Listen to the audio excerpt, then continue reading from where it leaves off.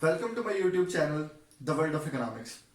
आज का हमारा टॉपिक है law of demand. Law of demand को एक्सप्लेन करने से पहले मैं आपको बताता चलूं कि हमने एक अलग से वीडियो में डिटर्मिनेंट्स ऑफ डिमांड के ऊपर बात की। आज भी हम उसके ऊपर थोड़ी सी बात करेंगे।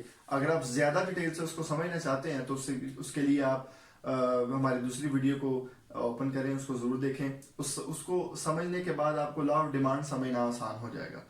तो लॉ ऑफ डिमांड को समझते हैं। लॉ ऑफ डिमांड में देखें, ये मैंने डिमांड फंक्शन यहां पर लिखा है।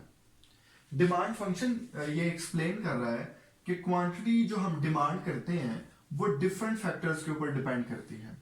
इन तमाम फैक्टर्स की वजह से डिटरमिन होता है कि किसी प्रोडक्ट की डिमांड ज्यादा होगी या कम होगी। तो यहाँ पर मल्टीपल फैक्टर्स मैंने लिखे हैं। प्रोडक्ट की प्राइस है, कंज्यूमर की income, price of substitute, price of complementary good, taste of consumer, number of consumer. अच्छा, ये तमाम फैक्टर्स डिमांड को इफेक्ट करते हैं, इस बात में कोई शक नहीं है। लेकिन अगर आप बाजार थोड़ा तवज्जो के साथ इसको समझने की कोशिश करें तो आपको नजर आएगा कि इन तमाम फैक्टर्स में ऐसा कौन सा फैक्टर है जो डिमांड को सबसे ज्यादा इफेक्ट करता है। तो मेरा ख्याल है आप बहुत इजीली उसको तलाश कर लेंगे। वो है प्रोडक्ट की अपनी प्राइस। प्रोडक्ट की अपनी प्राइस प्रोडक्ट की डिमांड को सबसे ज्यादा इफेक्ट करती है। हम ऐसा ही करेंगे, हम प्रोडक्ट की प्राइस के इफेक्ट को क्वांटिटी डिमांड के ऊपर देखेंगे, जबकि इन तमाम फैक्टर्स को हम कांस्टेंट रखेंगे। जब हम सिर्फ और सिर्फ प्राइस के इफेक्ट को देखते हैं, बाकी तमाम फैक्टर्स को कांस्टेंट कर देते हैं, हमारे इस अमल को इकोनॉमिक्स की लैंग्वेज में सिट्रस पैरिबस कहा जाता है। और सिट्रस पैरिबस जो है वो एक लैटिन टर्म है। ये यूज ही इसलिए की जाती है जब आप किसी एक फैक्टर के ऊपर फोकस करें और बाकी तमाम फैक्टर्स को कांस्टेंट कर दें तो उसको कहा जाता है ये सिट्रस पैरिबस है। तो अब हम सिर्फ और सिर्फ फोकस करने जा रहे हैं मोस्ट इंपॉर्टेंट फैक्टर के ऊपर, और वो है प्राइस। अब हम ये देखने जा रहे हैं कि प्रोडक्ट की प्राइस का उसकी डिमांड पे क्या इफेक्ट पड़ता है। तो ये तो एक आम वाला कॉमन सा एक ऑब्जर्वेशन है कि जब किसी प्रोडक्ट की प्राइस बढ़ती है लोग उसकी डिमांड में कमी कर देते हैं, और जब किसी प्रोडक्ट की प्राइस कम होती है लोग उसकी डिमांड में इजाफा कर देते हैं। प्राइस और क्वांटिटी डिमांड के इस इनवर्स रिलेशन को लॉ ऑफ डिमांड कहा जाता है। लेकिन उसमें एक कंडीशन है कि बाकी तमाम फैक्टर्स को हम कांस्टेंट रखें और सिर्फ फोकस करें प्राइस के ऊपर। अब जहन में एक आपके सवाल आता है कि ऐसा क्यों है, प्राइस को ही क्यों इसमें देखा गया। देखिए, एक पहली बात तो मैंने आपको ये बताई कि जब प्रोडक्ट की नो डाउट बाकी फैक्टर्स भी इंपॉर्टेंट है, लेकिन सबसे इंपॉर्टेंट फैक्टर प्राइस है। प्राइस सबसे ज्यादा इफेक्ट करती है। ये तो एक रीजन मैंने आपको बताई। देखिए, जब आप किसी एक फैक्टर को देखना चाहते हैं कि ये फैक्टर प्राइस क्वांटिटी डिमांड को कितना इफेक्ट कर रहा है, तो आपको बाकियों को अलग करना पड़ेगा। मैं इसकी आपको एक एग्जांपल देता हूं। एक गाड़ी है, उसको दो लोग धक्का लगा रहे हैं, वो खराब हो चुकी है, दो लोग उसको धक्का लगा रहे हैं। एक आदमी कहता है कि मैं ज्यादा इसको धक्का लगा रहा हूं, मैं ज्यादा कंट्रीब्यूशन कर रहा हूं, और दूसरा शख्स कहता है कि मैं इसमें ज्यादा कंट्रीब्यूशन कर रहा हूं। तो मुझे बताएं, आप कैसे डिटरमिन करेंगे कि दोनों में से हर फर्द का कितना कंट्रीब्यूशन है। उसका एक ही हल है, आप बारी बारी दोनों को धक्का लगाने को कहें। जब एक शख्स धक्का लगाएगा और दूसरा शख्स कांस्टेंट रहेगा तो आपको पता चल जाएगा कि इस शख्स का गाड़ी को धक्का लगाने में कितना कंट्रीब्यूशन है। बिल्कुल इसी तरह हमने बाकी तमाम फैक्टर्स को साइड पे कांस्टेंट करते हुए सिर्फ और सिर्फ फोकस किया है प्राइस पे। तो ये मैंने आपको उसकी रीजन बता दी। अब हम इस प्राइस और डिमांड के इनवर्स रिलेशन को एक स्केड्यूल और डायग्राम की मदद से एक्सप्लेन करते हैं। ये मैंने एक स्केड्यूल बनाया है, ये हाइपोथेटिकल है, फर्जी एक स्केड्यूल है। हजारों स्केड्यूल हो सकते हैं, आप 1000 बुक निकालेंगे तो मुख्तलिफ बुक्स में आपको डिफरेंट स्केड्यूल्स मिल जाएंगे। तो हमारा मकसद यहाँ पर लॉ ऑफ डिमांड को जितना आसान हो सके समझना है। तो उसी मकसद को जहन में रखते हुए मैंने ये एक आसान सा एक टेबल बनाया है। यहाँ पर देखें, फॉर एग्जाम्पल एक ब्रेड है, ब्रेड का पैकेट है, डबल रोटी आप जिसे कहते हैं, 40 रुपीज उसकी प्राइस है। 100 यूनिट्स उसके मार्केट में लोग खरीदने के लिए तैयार हैं, विनिंग है।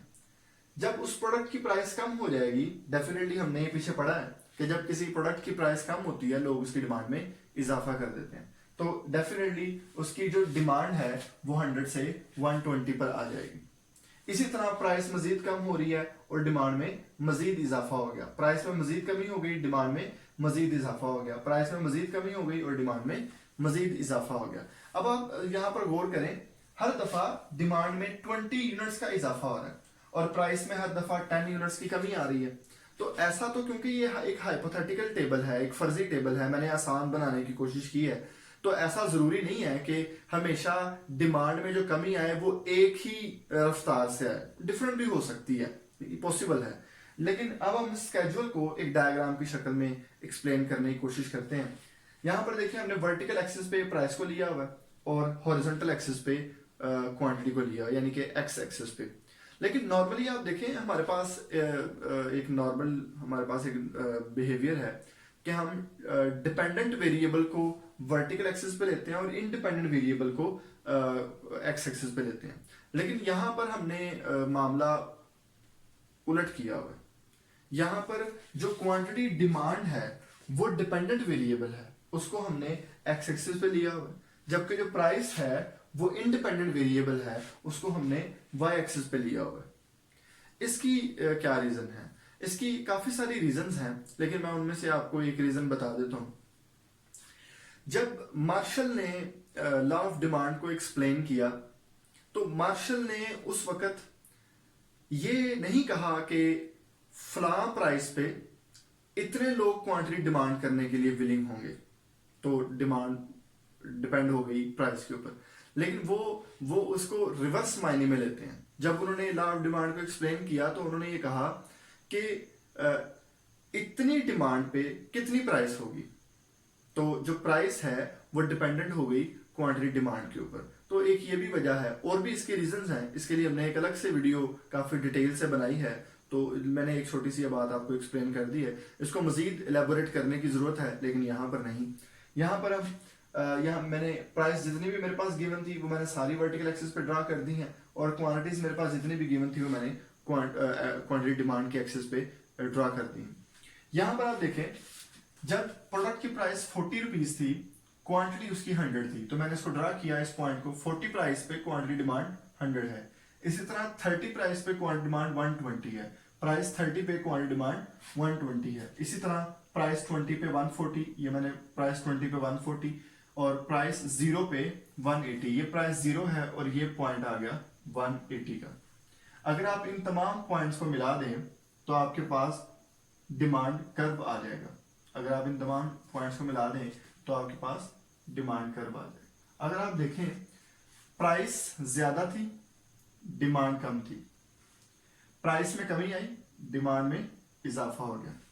जितना देखें, प्राइस 40 से कम होके 30 पे आई और डिमांड में इजाफा हुआ। इसी तरह प्राइस में मजीद कमी आई और डिमांड में मजीद इजाफा हुआ।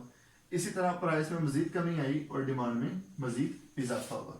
तो हमारे पास इन पॉइंट्स को मिलाने से पॉइंट्स आ गए ए, बी, सी, डी एंड ई। तो ये हमारे पास डिमांड कर्व है।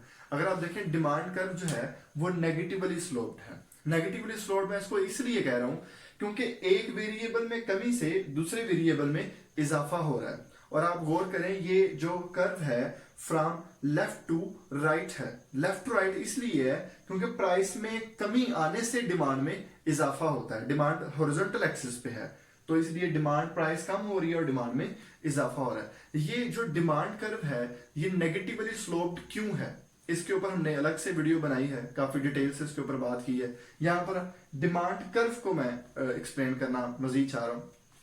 देखिए, डिमांड कर्व को एक्सप्लेन करने के बाद हम आ जाते हैं डेफिनेशन पे। Other things remaining the same, अगर बाकी चीजें सेम रहें, बाकी चीजों से मुराद यहाँ पर ये तमाम चीजें हैं जिसको हमने सिट्रस पैरेबल्स कहा है।